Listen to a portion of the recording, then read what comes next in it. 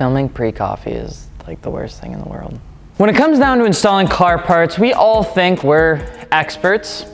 I get it. Who needs an instruction manual when throwing in coilovers? It's like 3 bolts. What else could it's like 1 in the under and 1 and 3 on top. What more could you possibly need to know? Then you send an email over to Fitment Industries because that's where you got your suspension and you're wondering why your car feels like it's going through a consistent Mach 4 hurricane. It happens. And it's more than just suspension. It happens all the time to all sorts of car parts that you install. Just the manual. It's just a good way to fix that. But anyway, if only there was a channel that would talk about rookie mistakes people make when installing car parts on their car.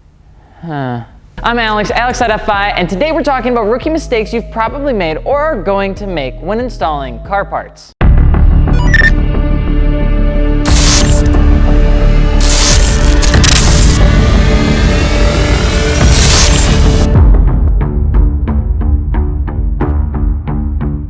Did you know that we're doing a BC Racing coilover giveaway? Of course you didn't, because it started like yesterday or 2 days ago. You can pick up a tee with the link below, and every t-shirt gets you a chance to win a set of BR Series BC Racing coilovers, or you can send in a postcard too, but t-shirts are way cooler. Every purchase that we also get on these t-shirts helps us make a donation to the Worldwide Fund for Nature. I keep saying World Wide Web and I keep messing it up because guess what? Those big cats need just as much love as those little cats. So that's just our little plug for the giveaway. Otherwise, wheels, tires, suspension, you know where to go. Rookie mistakes. Oof. Like a big ope with the E at the end. Let's get into rookie mistake number 1, which happens nearly every time you first purchase wheels and tires. They tighten the wheels in the air with about 4 to maybe 6 dugga-duggas. Now that's too many dugga-duggas. In fact, using dugga-dugga as a unit of measurement is not the most accurate form of tightening a lug nut to your car. The best way to go about this is to hand tighten the lugs or bolts when the car is in the air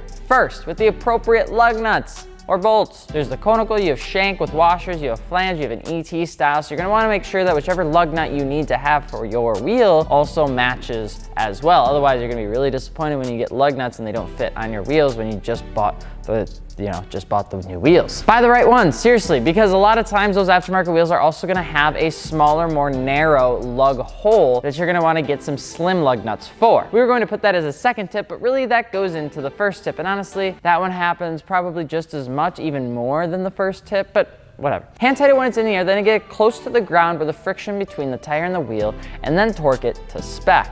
No duggas, torque to spec.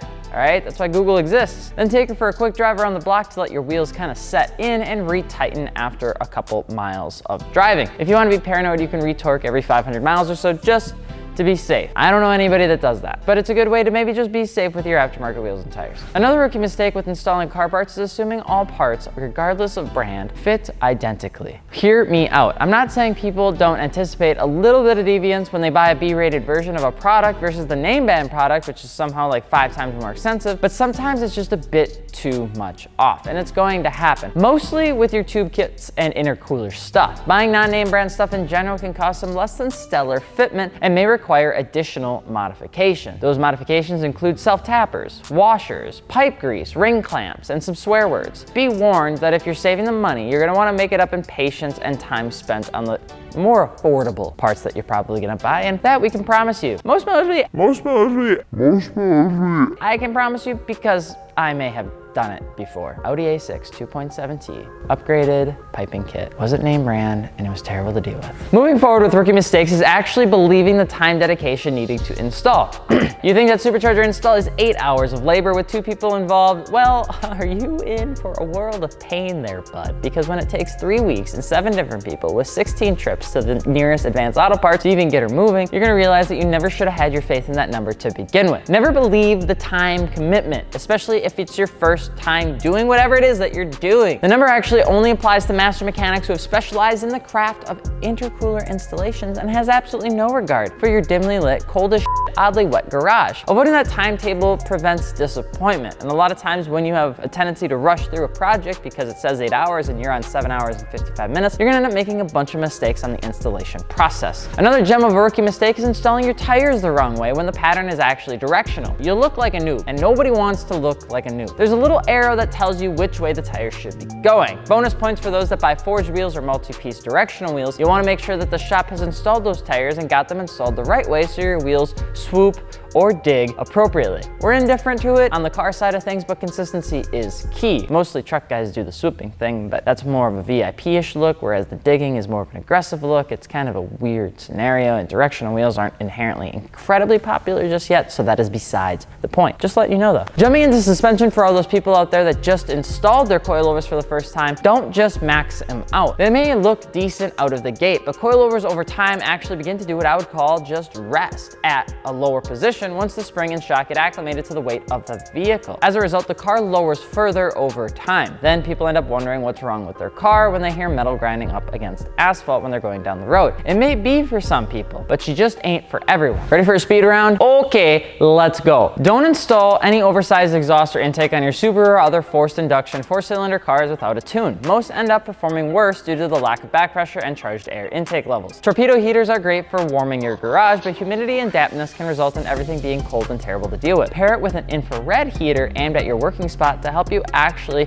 counter that. Less of a car part tip and more just of a life hack. If you see anything on the internet that makes your car faster for $20, it's likely not true, unless it's one of our windshield banners. When installing exterior parts like hoods and door jambs and fenders, always double check your creases and space. Nothing is worse than installing a hood only to have your friend point out that it's crooked and looks like somebody accidentally sat on it. Creases are sometimes a little like nitpicky thing that a lot of people don't look at once they install any other exterior body parts. Get relays for your LEDs if you change them. Nothing is worse than watching a chaotic turn signal LED light. It just don't look right, son. Some mods just don't do anything. Always research if you're installing a car part because it sounds good or looks good, and just own it. It's okay to install something that just looks good and doesn't have inherently a major performance part. That's why some of y'all spend $200 on shoes. It's okay to feel good. Just don't try to pretend that there's some sort of major performance enhancement from it, because there usually isn't. Just you do you. Performance parts can be broken into either foundation parts or layered parts, meaning that if you do a layered part like a turbo install, you should do a foundation part install, forge internals, ECU change, and timing. You want to make sure that when you're doing stuff that kind of almost elevates the performance, you're going to want to make sure that your foundation of a car, which would be your motor and your internals, is actually set up to handle that stuff, because if you don't do that, you're going to be disappointed. Rookie mistakes happen to everyone. They happen to you, they happen to me. Really, these rookie mistakes come from people not researching whatever it is that you're going to install, or just assuming that you'll figure it out along the way. You won't, at least not that well. And while we may not tell you how to supercharge a car, we can definitely help you with at least things to kind of stray away from with rookie mistakes when it comes to wheels, tires, and suspension.